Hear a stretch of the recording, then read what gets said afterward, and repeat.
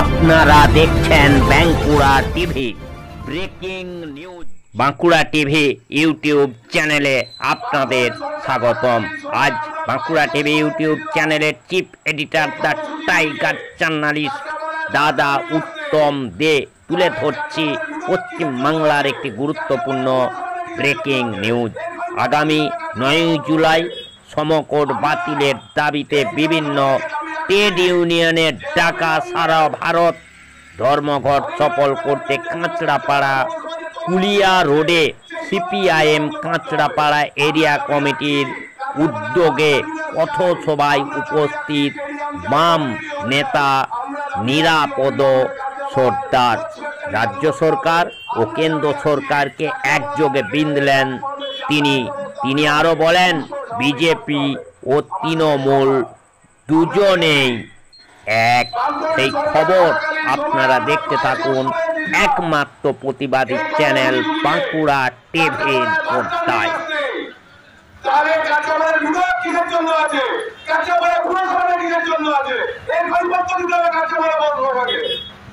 আমরা এই জনসভা থেকে দাবি রাখছি যে অবিলম্বে তোলাবাজি করছে, সেই তোলাবাজিকে বন্ধ করতে হবে। আমরা দাবি রাখছি কাঁচাপাড়া বাস টার্মিনাস চাই, আমরা দাবি রাখছি স্টেডিয়াম চাই, কমিউনিটি হল চাই, আমরা দাবি রাখছি অবিলম্বে কাঁচাপাড়ায় কোচ ফ্যাক্টরি চালু করতে হবে, আমরা দাবি রাখছি কাঁচাপাড়ার রেলে প্ল্যাটফর্মে যাতায়াত ব্যবস্থা অবিলম্বে সুস্থ স্বাভাবিক করতে হবে। আমার শেষ কথা, আমরা দেখেছি কেবলমাত্র আমাদের দেশে ট্রেড ইউনিয়ন গুলো নয়, আমাদের দেশে কৃষক, ক্ষেত মজুর এবং অন্যান্য শ্রমিক সংগঠনগুলো এই ধর্মঘটকে সমর্থন জানিয়েছে। আজকে আমি জানতে পারলাম আমাদের দেশে বামপন্থীরা আমাদের এই ধর্মঘটকে সমর্থন জানাচ্ছে। অর্থাৎ সার্বিক ধর্মঘট হতে চলেছে আগামী 9 জুলাই। এখন অনেক রকম প্রশ্ন আমাদের সামনে আসতে পারে। বামপন্থীর আবার ধর্মঘট তো দিদিমণি পছন্দ করেন না, দিদিমণিকে ধর্মঘট হতে দেন না, দিদিমণিরা মিটিং করতে দেন না, মিছিল করতে দেন না। অর্থাৎ লাল ঝান্ডার মিছিল হলো তো বিপদ, স্বাভাবিকভাবে সেই মিছিল আটকাতে হবে।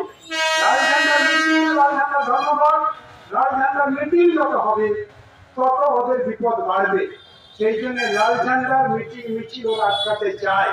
কারণ প্রথম আপনাদের কথা মনে আছে, তাহলে পার্লামেন্টে আমাকে আইন পাল্টাতে হবে, পার্লামেন্টে বিল আনতে হবে। সেই বিল আনা হলো, জনমত পরিবর্তন হয়ে যাচ্ছে। আর আমাদের রাজ্যের এমপিরা পার্লামেন্টে বসে আঙুল চুষছে। কোথায় প্রতিবাদ? কে প্রতিবাদ করেছে? কোন তৃণমূলের এমপি প্রতিবাদ করেছে যে আমরা ওই জনমত মানি না, জনমতের বিরুদ্ধে তারা অভিযান করছে? কোন এমপি? একজন কথা বলতে পারে না? এরা কি সব সিপিএমের লোক? ঘরে কারখানে যারা কাজ করে সিপিএমের লোক? তাহলে শ্রমজীবী অংশের মানুষ বাবা তোমাকে ভোট দিয়ে জিতিয়েছে, এটা তার অধিকার, সাংবিধানিক অধিকার দেওয়া হয়েছে। সে ক ঘন্টা কাজ করবে, কতক্ষণ বিশ্রাম করবে, সে কত টাকা রোজগার করবে, মজুরি সে আদায় করতে পারবে কিনা, তার দাবি থাকবে কিনা, এটা তার সংবিধানের মধ্যে পড়ে। সেটাকে মেনে নিতে হবে, লুট করতে হবে। আর লুট করতে গেলে শ্রমকর বাতিল করতে হবে। 100 উপরে শ্রমকর কমতে এবার 4টে আনার চেষ্টা করা হচ্ছে। ওটাকে ধীরে ধীরে একটাতে আনা হবে, যেটাতে থাকবে মালিকরা যা বলবে তাই করতে হবে আপনাকে। অর্থাৎ ভুল পথে শ্রমজীবী অংশের মানুষকে, পরে কারখানায় যারা কাজ করে তাদেরকে দাসত্বে পরিণত করার চেষ্টা করছে।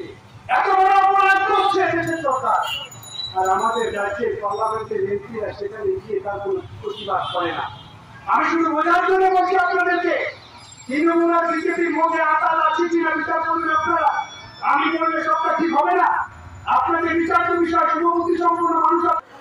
ভারতের গণতান্ত্রিক যুব ফেডারেশনের পক্ষে আঞ্চলিক কমিটির সম্পাদক